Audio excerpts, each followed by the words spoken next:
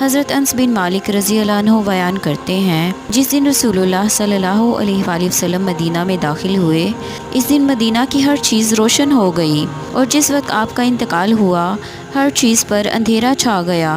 और हम लोगों ने अभी आपके कफन दफन से हाथ भी नहीं झाड़ा था कि हमने अपने दिलों को बदला हुआ पाया। दिलों की कैफियत तब्दील होने का मतलब ये है कि ईमान में इजाफे का एक अहम ज़रिया यानी सोहबत व तलीम नबवी सल्लल्लाहु अलैहि वसल्लम ख़त्म हो जाने की वजह से कल्बी अहवाल का वो मुकाम हासिल करना मुमकिन न रहा। इसके बावजूद सहाबा कराम रिज़वानुल्लाह अन्हुम अजमईन का ईमान उम्मत में सबसे कामिल और मजबूत था। रसूलुल्लाह सल्लल्लाहु अलैहि वसल्लम की मदीना में तशरीफ़ आवरी से दरो दीवार का रोशन हो जाना एक तो इस खुशी की वजह से है जो अहले ईमान को रसूलुल्लाह सल्लल्लाहु अलैहि वसल्लम की ज़ियारत और हमसायगी के हसूल से हुई। दूसरे इन बरक़ात और रहमतों के नज़ूल की वजह से जो आप सल्लल्लाहु अलैहि वसल्लम की वजह से अहले मदीना को हासिल हुई।